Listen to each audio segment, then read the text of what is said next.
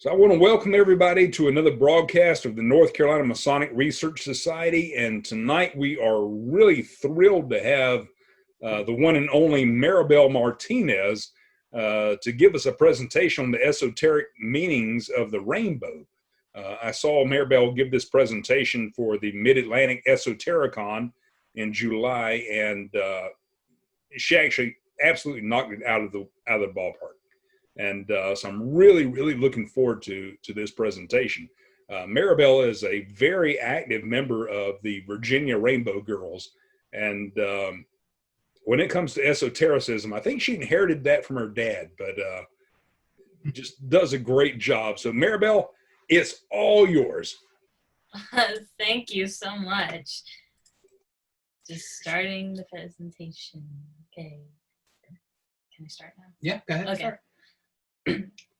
Hi everyone, my name is Maribel Martinez, and I'm a Rainbow Girl here in Virginia, and I want to thank you so much for coming tonight. I've been a Rainbow Girl for over 4 years, and I've recently been installed to as the Sister of Faith, which means that in a couple of years, I may be elected to the position of Worthy Advisor. Rainbow Girls is a Masonic youth organization for ladies that teaches girls the lessons of leadership, teamwork, selfless service, and preparation for acting like a responsible adult.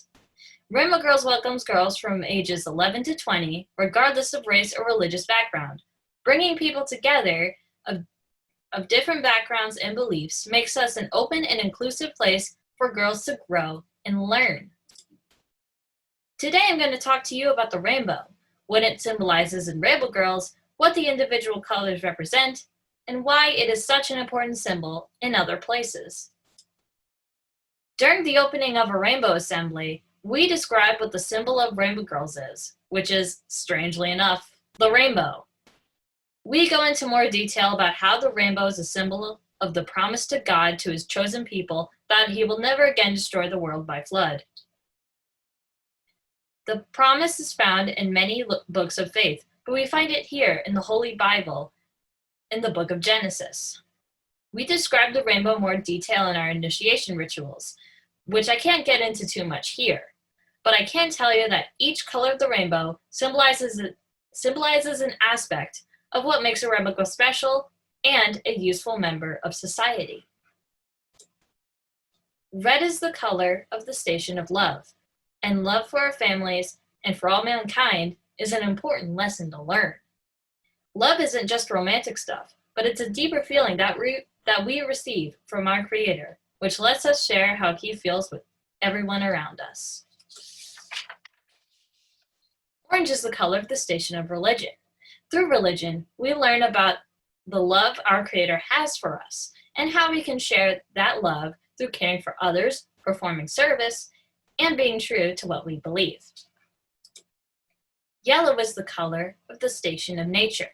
Yellow symbolizes the sun, the source of life, and what gives life strength and energy.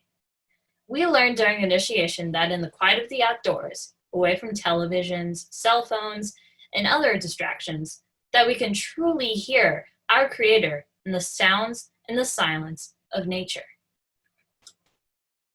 Green is the color of the station of immortality. In this lesson, strange as it may sound, we remind the young lady that life here is finite and will one day end. We learn that death comes for us all, no matter how young or how old, and that we must use the other lessons that we learn, that even though we must use the lessons we learn to realize that even though our time here is short, there is an immortality that comes after this world. Blue is the color of the station of fidelity. Here we learn that fidelity is our greatest example of character we could ever hope to show. Trust in our families, our rainbow sisters, and the world at large all show others that we are people of good character. Having faith and confidence in those you care for, and they for you, makes your family larger with every person whose trust you earn. Indigo is the color of the station of patriotism. Here we learn that duty to our country and our loved ones is one of the cornerstones of a great nation. We can build a better nation by believing and living by the ideas that created this nation. and those ideas that people have defended over hundreds of years with their own blood. A patriot is someone who stands up for the hopes and dreams of a nation, and not for what political power is in charge that week. Violet is the color of the station of service. Service is the goal of all other colors, and through service do we become a better person. Serving our homes, our places of worship, our schools, and our communities sets an example to others and tells the world that through service that we become those rays of white light, which break apart into all of the colors of the rainbow. One little piece that I find really interesting is that our symbol of the rainbow refers to the promise of God to Noah that he will never again destroy the world by flood. I've read about flood myths in other times and places all over the world.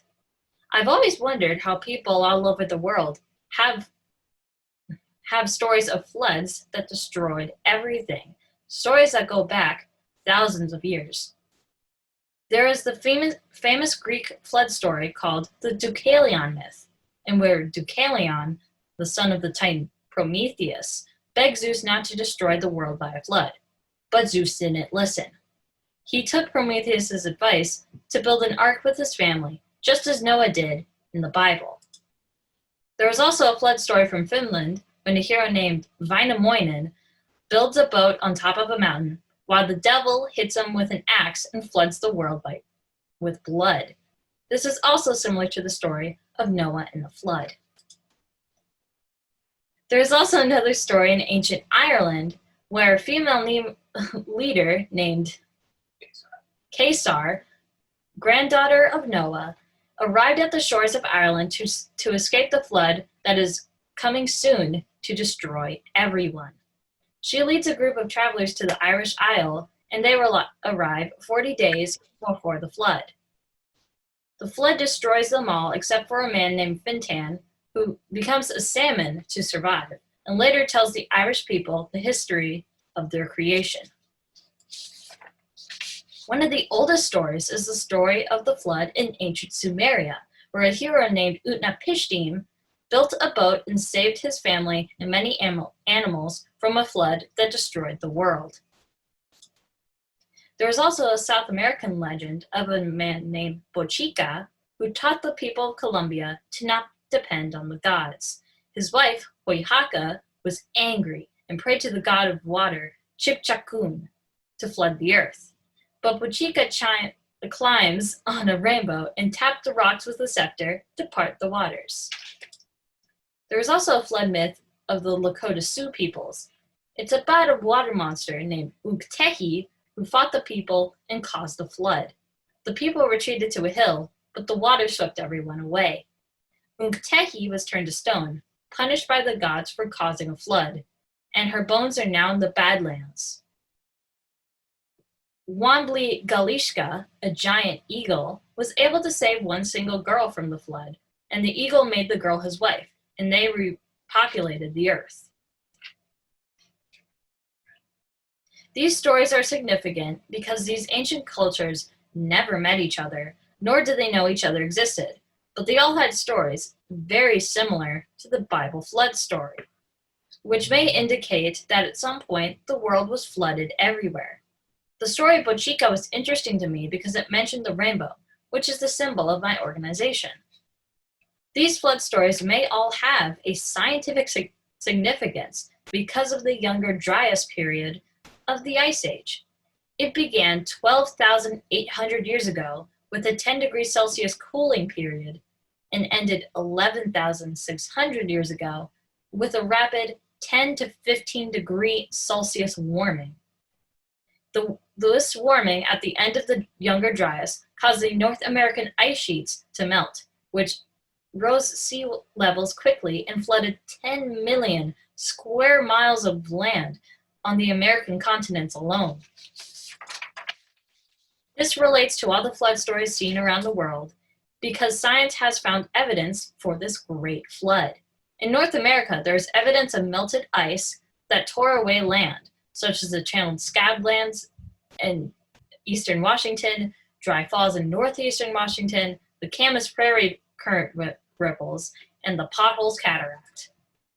Another interesting point that makes this phenomenon appear bigger than just the Americas, hidden beneath the Hiawatha Glacier in Greenland, is a 31-kilometer wide impact crater.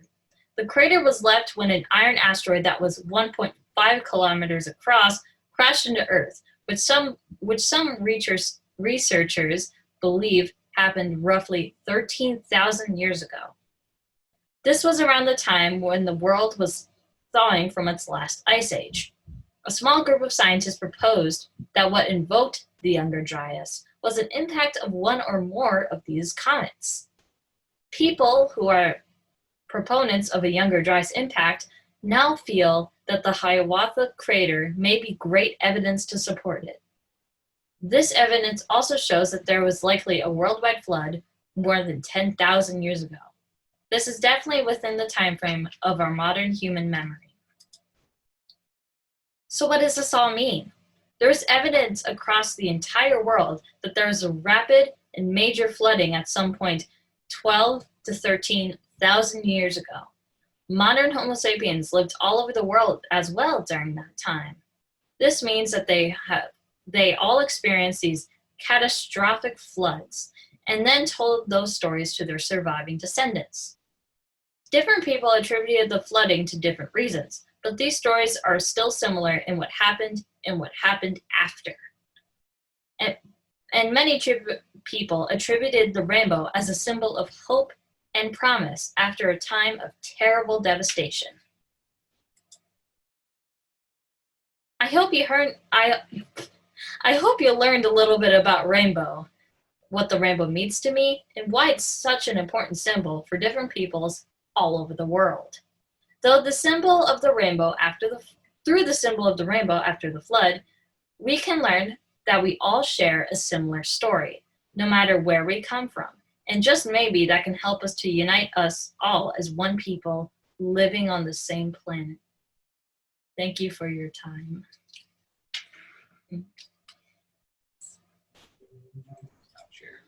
Wow. Maribel, that was fantastic. Great job. And I love that, you're talking about the Younger Dryas period and the end of the last ice age. That's where a lot of the flood myths are coming from. It's an incredible research. I really enjoyed that. So I'd like to open it up. If anybody has any questions for Maribel, please unmute yourself and feel free to ask.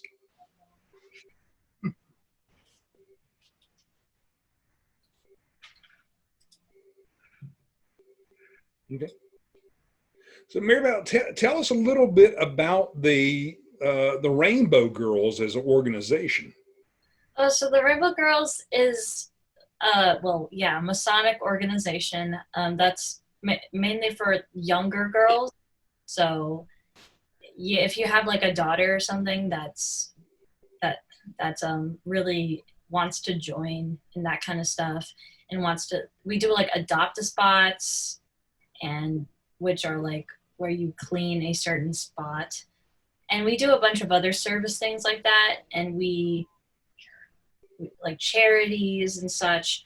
And we also do a lot of fun things too. Like this week, I'm going to go to a pool party with a bunch of the Rainbow Girls.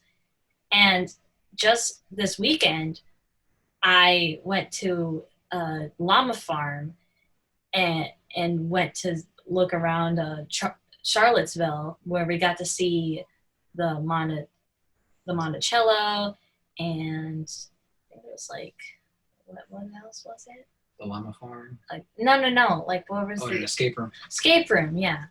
It was very fun. It was themed around the Worthy Advisor, and like when you're Worthy Advisor, you get to choose a certain theme.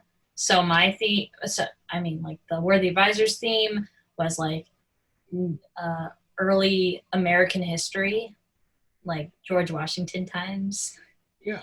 And she's very interested in like Edgar Allan Poe and Thomas Jefferson. And that's what the escape rooms are themed after. And that's why we went to Charlottesville to go see the Monticello. And you can pick like a mascot and that kind of stuff. So because I'm Faith, it goes faith, hope, charity, associate worthy advisor, then worthy advisor. So it's just you go up the ranks, like, yeah, like degrees, sort of. Oh, that's fantastic. So I want to ask you about this in your research. I mean, you talked about the Younger Dryas period, which most people have never heard of. So that's incredible. That blows me away just there that you're aware of that. But tell me, in your research, is there anything that struck you as being profound or really seeing the end of the Ice Age and the flood myths and the rainbow, all of that correlating together? Was there anything that really stood out to you?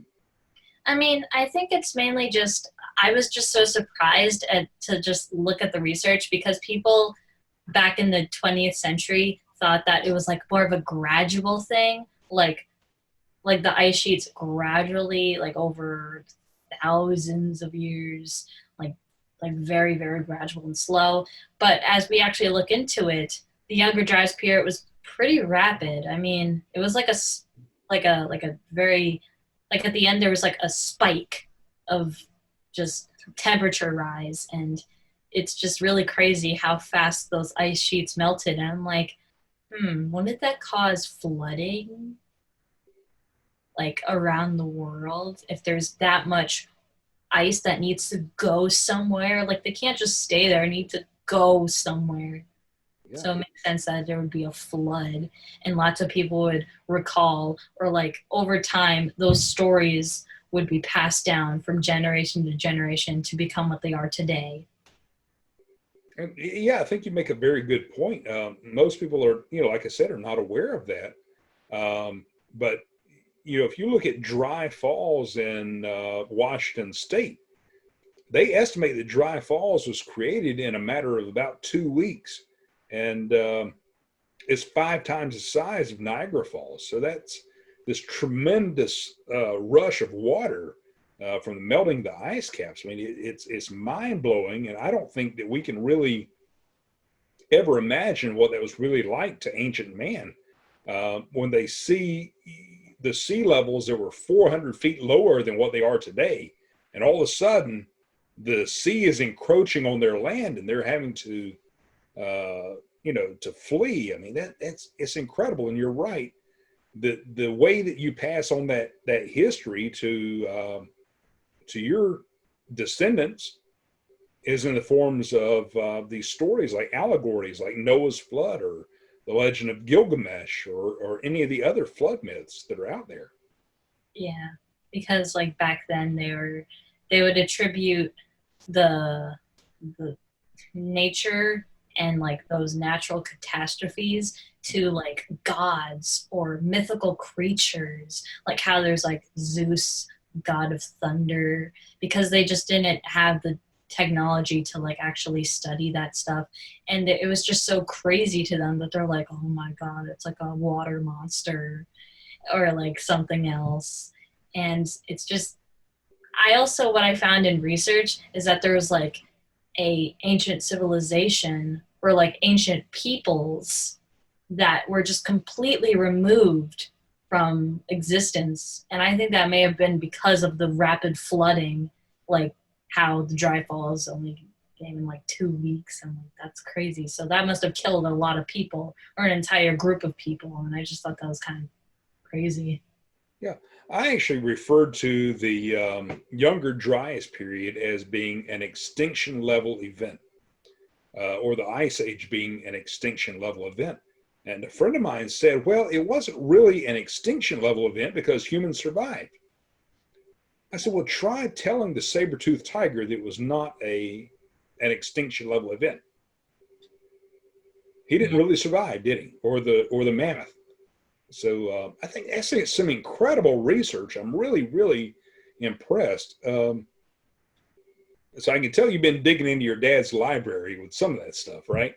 Yeah, maybe. Yeah. Awesome stuff. Does anyone else have any questions or comments for Maribel? Yeah, Maribel, first of all, amazing presentation. Thank you for sharing that with us. When you're looking at the different stories of the flood from around the earth, how many of them referenced it being, let's say, a localized event versus like a global? event. I mean, specifically, the Christian Bible kind of makes a reference to the whole earth being flooded, whereas things like Islamic texts refer to it being kind of more of a localized event. So what did you see in the way of that as you did your research on the different stories? Well, I felt like a lot of them were like similar to the Bible, or how it was like a global thing. Like, I just thought that was kind of interesting, of like looking at these completely different, like a Lakota Sioux would have never met like I'm sorry, Babylonians or Irish people, and yet they talk about like gods of water and how there's like everyone died, and except for like these few people who then repopulated. All right, thank you so much. Yeah, does anyone else have any questions or comments for Maribel? Feel free to unmute yourself. Hey, Maribel, you did a great job. Maribel, of course, is in the assembly that is sponsored by Manasseh Lodge in Manassas. And these young ladies are awesome. She is a good example of a rainbow girl, what it teaches, the things to look forward in life, like leadership and being in front of people, especially old people, adults, and being able to speak. And you're doing a great job. And of course, I heard this a few weeks ago, similar program you did, but once again, you're doing great. And I know you didn't get any of this from your dad, because he's kind of out there. Yeah. But anyway, Maribel, you're doing great. Thank you so much, Dad Bill. You're so amazing. Maribel, I want to echo that from the Masons there in my district in Ashburn Starling Lodge. We're all really proud of you and amazed that you're doing this. You're doing a great job representing the girls from Northern Virginia. Thanks. I want to echo both of them as well, because Maribel, you've done an absolutely amazing job. Oh my gosh, Eliza, I didn't even notice you were here. I saw it while we were at the lodge, and now again, you've absolutely done an absolutely amazing job representing Rainbow, and it's absolutely amazing what you've been doing. Thank you so much, Eliza. You're just amazing. You're a great friend, and I'm so happy that you're here to support me. You guys are way nicer to her than you are to me when I'm on this. You know, I'm just putting that out there. Come on. He's been doing the presentation work and stuff. Joe, that's because she's prettier than you. Yeah, I got hair. And she has hair. That's true. And she's much nicer than you, Joe. She is. I agree with that too, and I'm not saying that because I'm her mother. It's because I really agree with that. I got that from you, Mom. Thanks, baby. I love you. This is a weird crowd tonight. Actually, somebody did have a question on the chat. Somebody asked if there are presentations in your assembly to expand on the teachings of Rainbow. Do you guys do presentations in the assembly? Not often, but sometimes. Like when I had this when I had this at the Esotericon, they showed it, but they don't often have it. It's usually just normal Rainbow. You did one about autism awareness. Yeah, I know that one, but like I think we've only really done 2. Yeah, we don't really do it super often. Hi, Maribel. This is Lou. I wanted to say hi and thank you so much for a wonderful presentation. I was wondering, do you collaborate with other Rainbow Girls in other jurisdictions, or do you meet like in DC or somewhere? How does that work? On the Grand Assembly. I mean, a lot of them come to like Grand Assembly and stuff. Like we meet each other through like different ways. It can sometimes be like online, like this, or like just in meetings at like the lodge. Yeah, Grand Assembly. It's many different ways. It's Tell me about being a Grand Rep. and also being a Grand Rep like a grand representative where I get to talk with people from different states. Like mine, I think is Minnesota, right? Or is it Missouri? I think it's Minnesota, Wisconsin, and Australia. So even in like different countries, it doesn't even have to be in like the states. It's a great way to connect with people. Wow, so it's also international? Mm-hmm. Excellent. Thank you.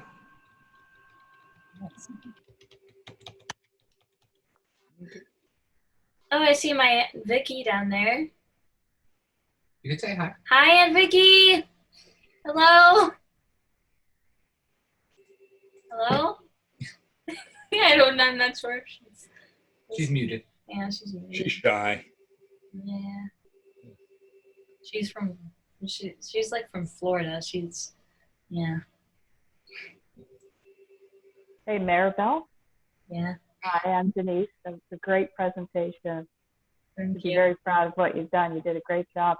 I'm just curious, as you go through the Rainbow Girls and going through school, have you decided what you're going to do in school later on? Oh yeah. She decided when she was 7. So No, I was like 5, I think. I think I was even younger than that.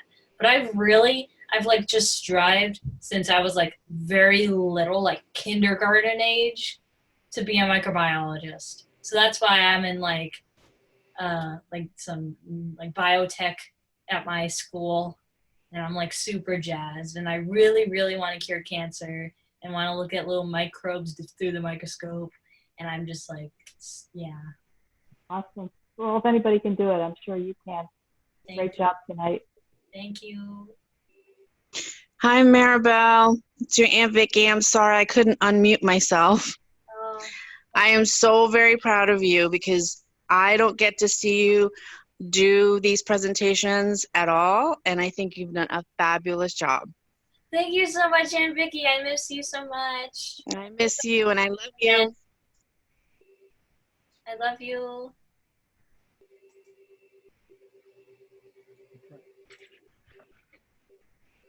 Okay, does anyone else have any questions for Maribel? I see people from Wentzville Assembly. Yeah, where are they from? Yeah, where are they from? Where's Wentzville? Oh wait, I think they froze. Ready? Oh no. Maribel. Yeah? My daughter here, she's a charity in her Rainbow Girl Assembly. They just started back in January with their installation. She wanted to know, what kind of advice do you have for her as she progresses up to worthy advisor? Oh, well, that's kind of hard because I just started as faith, so it's kind of like I've never really known what it's like to be with an advisor. But as having close friends in Rainbow that have gone up the ranks, like Alyssa, who's like been my friend for a while, and I saw her go up the ranks, and I've been very proud of her. I would say is just try to be organized and not like me, who is very unorganized, and try to like reach out to people and like just like text them or email them or whatever you need, because there's always going to be people there to help you in Rainbow, because we're always here to help, and we always want to help younger girls or people who want to go up the ranks and stuff. And if you're nervous, that's fine. I'm nervous and I've just started off as faith. And the workload may seem like overwhelming, and that's very understandable, but I know that you can do it. I know that you can do great. I will say, currently I am charity in our assembly, and something I would always suggest is, like, this is kind of almost a given, but always be there for your worthy advisor. She will be, the more you're there for her, the more they'll be there for you. Because they'll understand how much, because they understand more than anyone how much help is needed. So I would just suggest always be willing to help, and that'll come back to help you so much. Maribel, I wanted to ask you, do you have to like memorize the ceremony, or can you read it when you have your assemblies? What? Do you have to memorize your ritual, or can you read it from your book?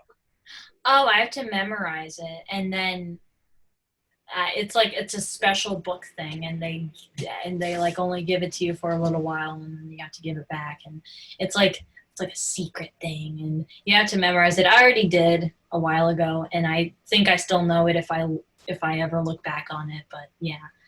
And Worshipful Lou, this is her dad. I can tell you that a lot of the guys that are here will tell you that some of these rainbow ladies are some of the best ritualists that they have ever seen. They will have an entire book memorized and deliver it way better than some of our peers do. And she's agreeing with me. And it's absolutely true. Their initiation ritual is absolutely beautiful, and I've never seen it read out of a book, ever. Yeah, you have like even like 10, 11-year-olds just like doing it like it's like not even their first time, and it's crazy. Awesome. Thanks. Welcome. Yeah, that absolutely is awesome. I mean, you know, you go into Masonic lodges, and Joe will tell you this, you know, there are Masons there that struggle with ritual, and you know, for the Rainbow Girls to just be memorizing that ritual and delivering it like that, that's impressive. It really is. Thank you. All right. Well, any other questions or comments for Maribel? I just wanted to say I'm sorry that it cut off earlier. Whenever we tried to do before, it kept crashing for some reason. But just saying hi. We're from Missouri, so. Missouri. Hey.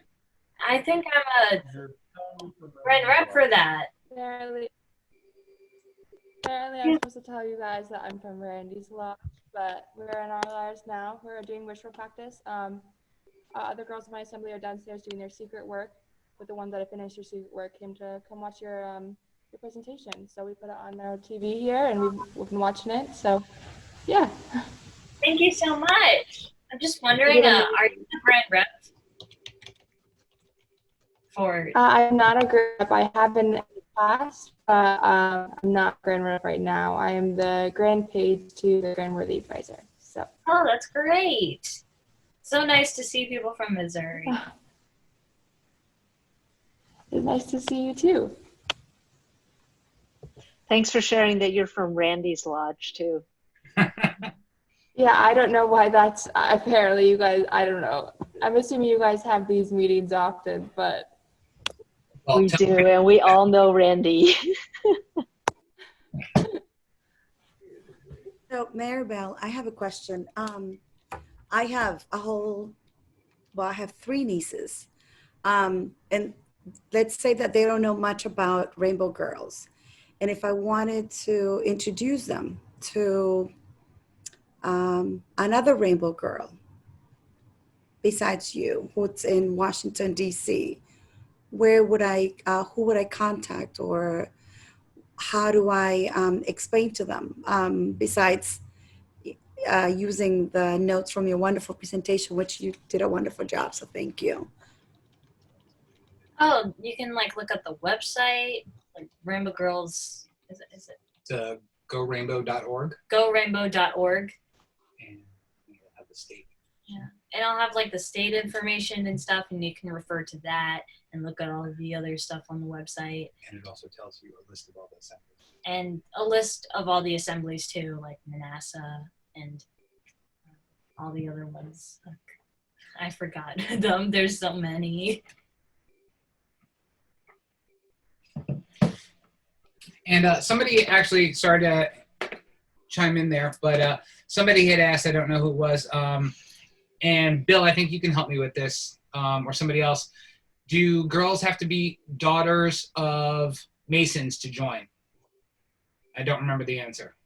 The answer is no, you do not have to have any Masonic affiliation to be a Rainbow Girl. You must be between the age of 10 and 20.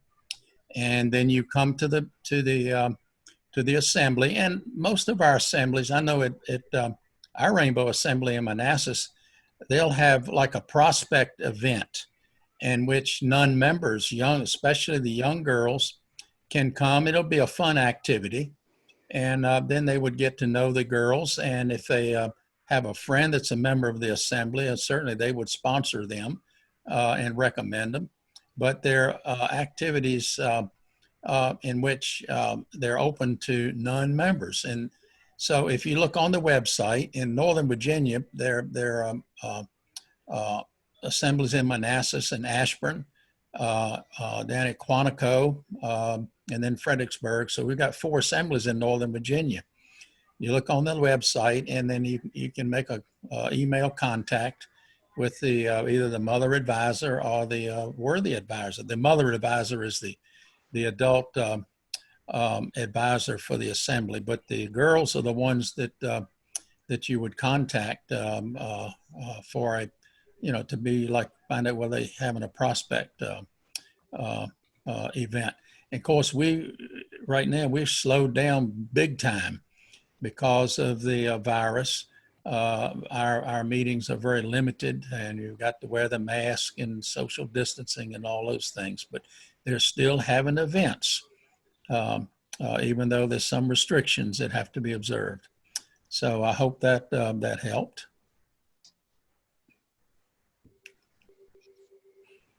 Thank you, Brother Bill.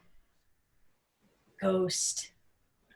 And Maribel, there's a brother, he hasn't unmuted himself, so I'll ask the question for him, but he sent me a message on Facebook, and he said, with the link of the flood myths being prevailing in multiple civilizations, do you speculate how we would tie this into the theory that we are all one of this earth, equal on the level with each other regardless of location, and should build on this to strive to work together for a better community, survival amongst all nations, and unity being the driving force?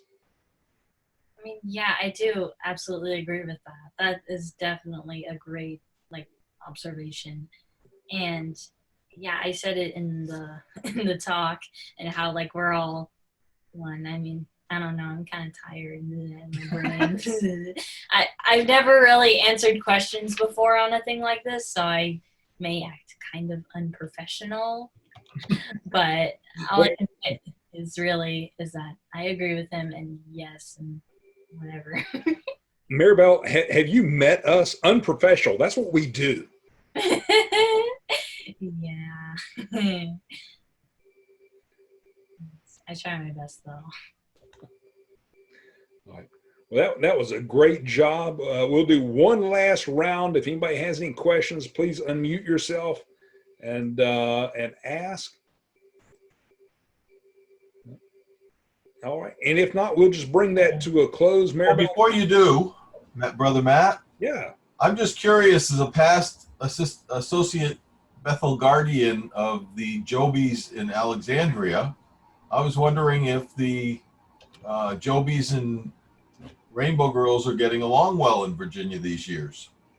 Yeah, we've been getting along pretty well. I mean, sometimes you see them at Grand or Supreme occasionally.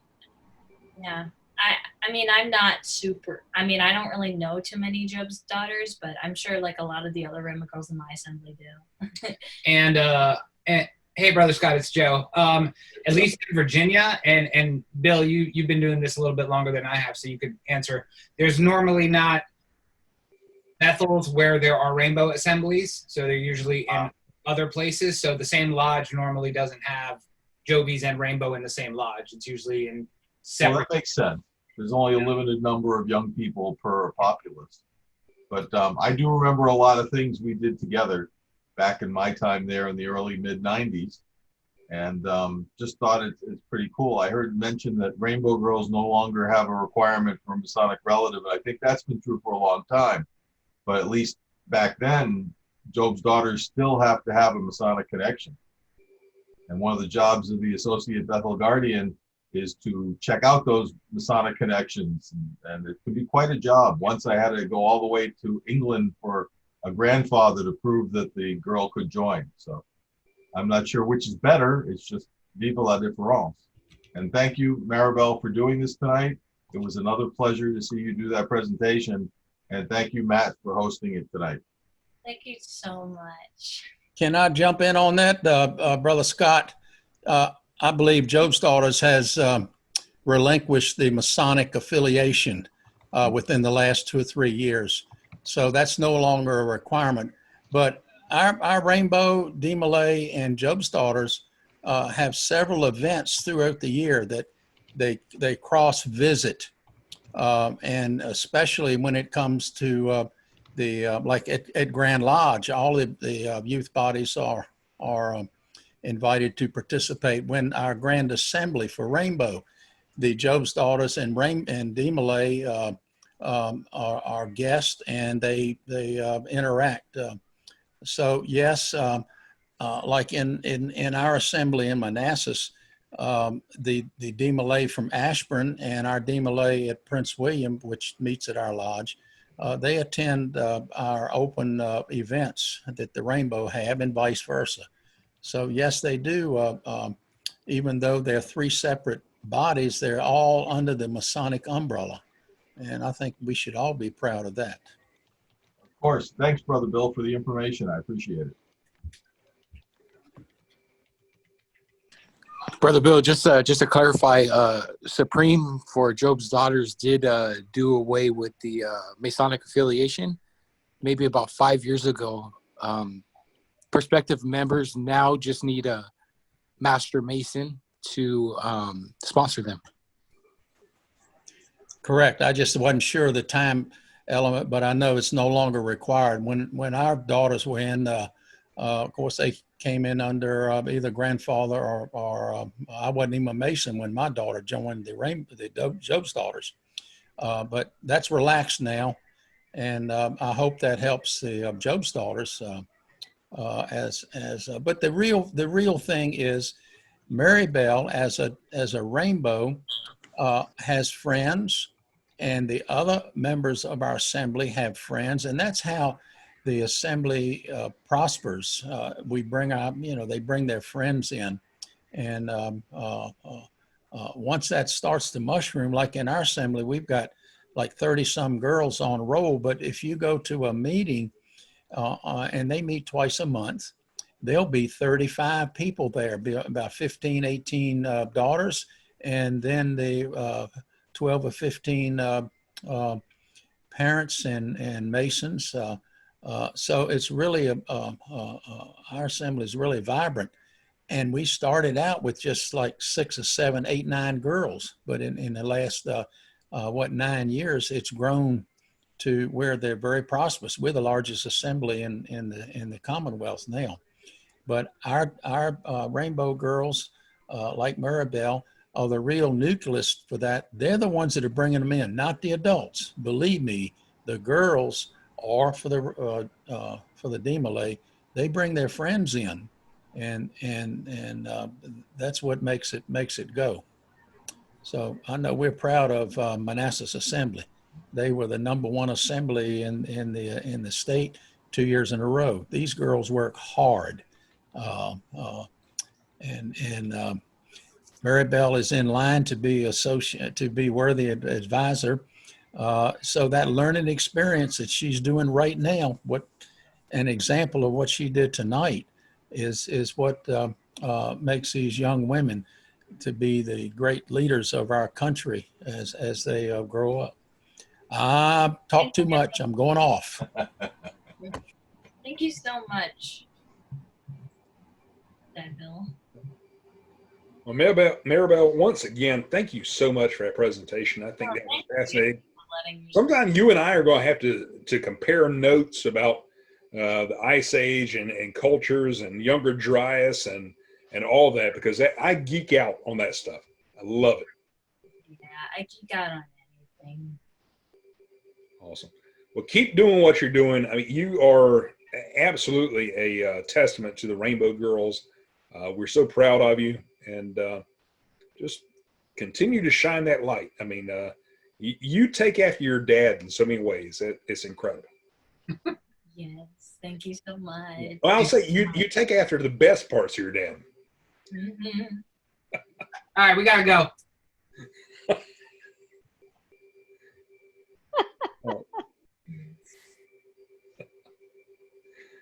But great job, and thank you again for being with us tonight and giving us that incredible presentation. And Joe, thank you for being there with her. This has been fantastic. You did a marvelous, marvelous job. And again, just brilliant. So thank you. Well, thank you for letting her share with you. I think she did a great job. So we'll have to do this again. Absolutely. Absolutely. Maribel, anytime you want to come back and speak to us about something else, please let me know, because we'd love to have you. You just, I mean, your dad is a great speaker, but I think you might have him beat there. I agree. Come on, stop being so mean to Dad. No, we love your dad. We love. That's true.